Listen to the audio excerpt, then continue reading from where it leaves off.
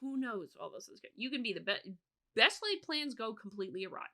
You have your known knowns of how some people are going to interact with it. You have your known unknowns. You don't know entirely how certain groups of the public are going to react to it. And you have your unknown unknowns, the things you have no idea that'll just come out of left field and make it an utter mess of a situation that you could never plan for, or could, conversely, end up being really, really great.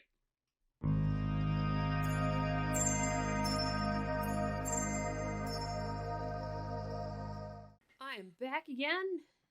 I'm glad to be back from vacation. So, you may recall some time ago the journal Nature Human Behavior put out these editorial guidelines that, well, let's just say I wasn't the only one to be raising alarm as to that's not gonna end well. And that seems to be more about making sure certain things don't end up in print that might offend people just because they offend people. Let's put it that way. And so Nature is now defending, this comes from the College Fix, Nature Journal defends decision to avoid scientific research that causes harm. And that amorphous and completely vague harm is the concern. Publication emphasizes the guidelines are not mandatory. Nature Human Behavior is standing behind a recent controversial and heavily criticized decision to update its editorial and ethics guidelines to avoid publishing research that may cause indirect harm to human population groups. Now, just as a reminder, what they were referring to in particular was not physical science research. They were referring to guidelines related to human behavioral, human research, any research that involves human subjects. Institutional review boards, working with the Belmont Report in 1979, do provide guidance and ethical principles that researchers must abide by. And the IRB boards make sure that the institutional review boards make sure that those scientists who are doing human subjects research abide by those guidelines. And those things extend specifically to any people included in the research. They don't extend to anything beyond that.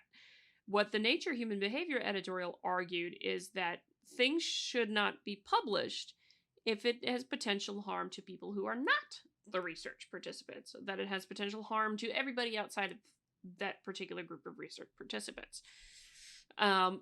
Question being, what the heck do you mean by harm when it comes to society? The guidelines were written by multiple editors from multiple journals within the Nature portfolio and presented as a reasonable progression of, quote, well-established ethics frameworks. And that's what we're referring to with the Belmont Report and the institutional review boards. And long observed precedents that aim to reduce potential harms to human research participants. Harms can arise as a direct result of the conduct of research, for instance, injury to human participants in the course of participating in a research project. Yes, that is something an institutional review board would address and handle. But they added harms can also arise indirectly as a result of publication of a research project or a piece of scholarly communication, for instance, stigmatization of a vulnerable human group or potential use of the results of research for unintended purposes.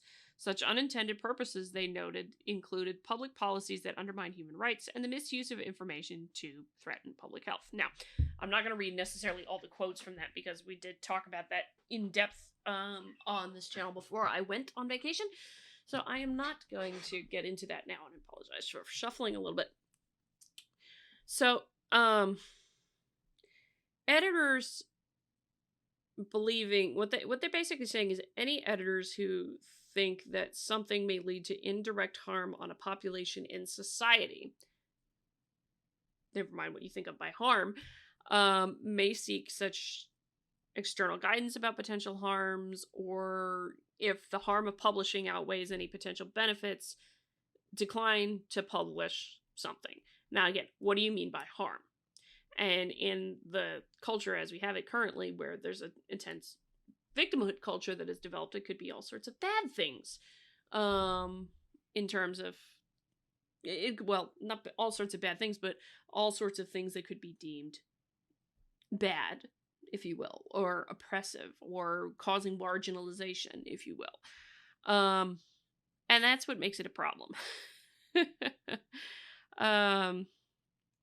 Although the guidelines appeared to carry the weight of an announcement of new editorial standards and ethical requirements for researchers submitting their work for publication, something seemingly confirmed when language found in the editorial was included in Nature Portfolio's ethics page. Oh, I did not know about that. I'll have to go look at that one. A Springer Nature spokesperson told the College Fix this was not the case. In a lengthy email statement to the College Fix, Springer Nature said, quote, "The guidance is available to all internal and external editors of Springer Nature titles to consider when they're making editorial decisions. It is important to recognize that the document represents guidance and not policy," the statement continued. "The contents of each of our journals and books are independently decided by authors and editors within the framework of mandated editorial policies, for example, about aspects of research integrity." The statement also said the journal will not retroactively censor published work. Quote, "It is important to note that this guidance does not change our commitment to follow established best practices for retractions and corrections, in which retraction or correction notes are added to the articles. Published articles will not be removed, nor will they be edited without the original version remaining available. However, given the vague language of the initial editorial and lack of specific examples regarding what type of research may run afoul of the new guidance, as well as the appearance that the guidance constituted policy, several prominent critics of DEI ideology and academia were quick to condemn it. Yours truly included in that in that group. One thing I want to make a point about here is that how do I put this? Yes, it's not mandatory. For now, anyway. There is such a thing as peer pressure, though. And there's going to be pressure on the editor to not do anything that could be an embarrassment to the journal. And that's where the peer pressure comes back to, no, you should follow these things because we don't want to get into the political firestorm that can result from all these things and what have you. And so an editor will feel the pressure to abide by these guidelines because they don't want to bring any embarrassment to the journal. And so there will be that tremendous amount of pressure to do it, even if it is not mandatory. And a note for the College Fix, I'm a little annoyed, actually. Where is the actual statement that Springer Nature gave you? Because I actually would really like to see that. Maybe it's linked somewhere. I just don't see it. So this is just a note for the College Fix in terms of journalistic kind of ethics. I would actually like to read the whole statement, but that's a whole other thing. Let's see. And this is just a collection of the responses. So Charles Murray responded and pointed out, pointed out the tweet was a screenshot of the page from the editorial with what were apparently some of the most egregious types of content, according to the editorial's authors, highlighted in yellow. Content that is premised on assumption of inherent biological, social, or cultural superiority, inferiority, content that undermines or could reasonably be perceived to undermine the rights and dignities of an individual or human group on the basis of socially constructed or socially relevant human groupings, content that includes text or images that directly or indirectly disparage a person or group on the basis of socially constructed or socially relevant human groupings, submissions that embody singular privileged perspectives which are exclusionary of diverse voices. In here, Bo Weingard, editor of Quillette, published a number of things. Quite an interesting little meme. In a more detailed analysis appearing in Quillette, Weingard repeatedly suggested the motivations of the editorial authors were politics and progressive ideology. I will not speak to that. I do not know that for sure. Given that, Bo has his own opinions on that, and that's totally fine. But I cannot and will not speak to that. The article itself seems to push that. I do not know if that's the motivations of the editors that wrote that particular article. Let's see. Bo Weingard, though. In plain language, he wrote, the journal will reject articles that might potentially harm or even inadvertently those individuals or groups most vulnerable to racism, sexism, ableism, or homophobia. Quote, it is safe to assume that these new guidelines have been designed to reject any article deemed to pose a threat to disadvantaged groups, irrespective of whether or not its central claims are true or at least well supported. This is actually what I want to see Nature respond to as a statement claim, because I think the concern is valid. He also posited several hypothetical research findings, asking whether an editor of Nature Portfolio Journal might be expected to do if reviewing an article containing such findings. So, quote, Bo Weingard's words here. Suppose someone discovers that men are more likely than women to be represented at the tail end of the mathematical ability distribution and therefore more likely to be engineers or physics professors. Does such a finding constitute sexism, if only by implication? Does it stigmatize or help to negatively stereotype women? Are the authors of the editorial contending that journals should not publish an article containing these data or make such an argument?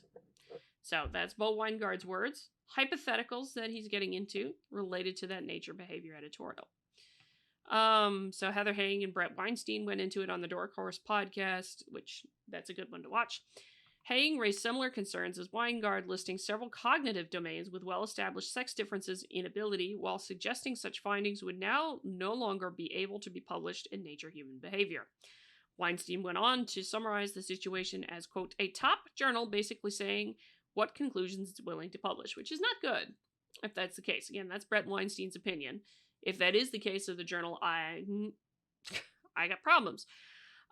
When presented with hypothetical examples of potentially objectionable research findings similar to those described by Weingard and Haying, the Springer Nature spokesperson wrote, this is actually what I wanted to see, quote, this guidance is about the assumptions researchers make, i.e. what they take for granted, and how they draw conclusions from their evidence, rather than about the results of the research.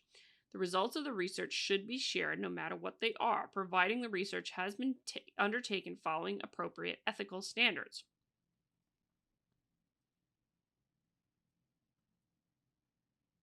That's a non-answer. That's a non-answer. Because what Bo Weingard is talking about and what others are talking about is if the results of the research appears to be might be used to be stigmatizing, that would be something that's would be potentially not published or by Nature. So this is actually pretty much a non-statement from Nature Human Behavior, the Springer Nature, the publisher. Yet how the guidance is actually interpreted and applied, as well as what constitutes quote, appropriate ethical standards, may ultimately come down to the decisions of individual editors or groups of editors. Editors have the right, quote, editors have the right and the duty to use their own judgment about what is fit to publish. The guidance is intended to help them in their editorial assessment, according to Springer Nature's statement provided to the College Fix. Okay, like I said, College Fix, I want to see the actual statement. To be honest, I want to read the full length of it. So if you could publish that, do that for me, because I would love to read it, actually. And I think your audience would be interested in hearing the full words of Springer Nature with respect to that particular editorial, which I was not a fan of. So the appropriate ethical standards may ultimately come down. I actually want to push on Nature, on College Fix here a little bit with this, because before I went on vacation, one of the videos I did was on the ethics and society review boards. So like we have the Belmont Report and institutional review boards for ethical concerns regarding the subjects of study, people who were actually included in human research. The idea with ethics and society review boards is looking at potential harms to society. And so I could see that kind of thing being used to create some of the eventual appropriate ethical standards. Again, I have wildly amounts of concerns with the ethics and society review boards for the same reason I have lots of concerns with the guidance put out by Nature Human Behavior, because it would seem like you would just get rid of something because it could potentially be stigmatizing to somebody else, or somebody else could pick it up and have it be stigmatizing. The problem with scientific research in society is that no matter how carefully you write it, no matter how carefully you deal with it, anything like that, there's the mediators in between, there's media, and the other social media and things like that that are it's not necessarily direct connection between people who read it and the scientists who write it. There's mediation in there with social media, with news media, college fix included, and all of that. Myself, even. And because of that, you don't know how it's going to get picked up and interpreted. I talked about this with the Nature Human Behavior editorial once before, and I think with the Ethics and Society Review Boards last week, 2 weeks ago, I may have mentioned it.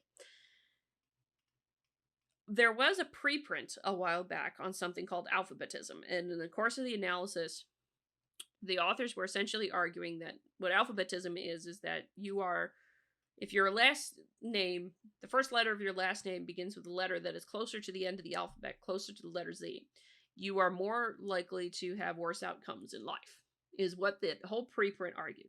That preprint was never published in peer review. Was probably gone through peer review a few times, but it was never published in a proper journal. And for folks in the news media, you got to be careful about what's a preprint versus what's been peer reviewed, because preprints can be a mess. But that preprint on alphabetism got a huge amount of play in news media. And I read the preprint itself. I'm sorry, it was a disastrous mess. It was horribly done. And yet, it was picked up and played, and you had everywhere and all sorts of discussion about it. My point being with this is that with some of the hypotheticals, like what Bo Weingard suggested and Heather Haying and Brett Weinstein have suggested, you cannot control how other people will interpret that. Meaning, you can put it out in society, and who knows what the interpretation is going to be by the public. Who knows how it's going to be talked about. Who knows all this is good. You can be the best laid plans go completely awry. You have your known knowns of how some people are going to interact with it. You have your known unknowns. You don't know entirely how certain groups of the public are going to react to it. And you have your unknown unknowns, the things you have no idea that'll just come out of left field and make it an utter mess of a situation that you can never plan for, or could, conversely, end up being really, really great. This is the problem I have with things like the Ethics and Society Review Boards and the Nature Human Behavior guidelines that were put out.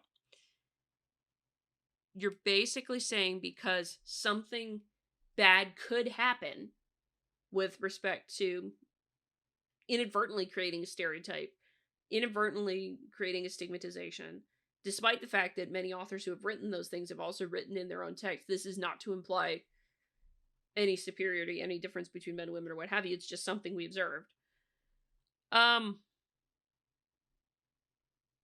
You can have it go completely awry, but just because something, what the Nature thing is saying and what ESR boards are saying, the Ethics Society Review Boards are saying, is that because something could go awry, we can't put it out there publicly.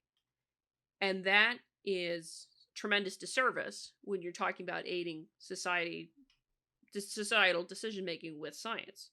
You have to have truthful information, even if it hurts. And especially sometimes, if it hurts. And things like Ethics and Society Review Boards could be used to defend your preferred worldview. And things like these guidelines could be used to just defend people from protect somebody from something that could happen rather than something that actually will happen. And that's not necessarily a good thing when you're talking about the truth and using the truth, or the best that we can from scientific research practices to aid decision making. That's it for now. Let me know what you think. Hit the like button on the way out the door, comment on the video, share the video, subscribe to the channel, all that lovely good jazz. And until next time, I'm Adrian. Stay curious.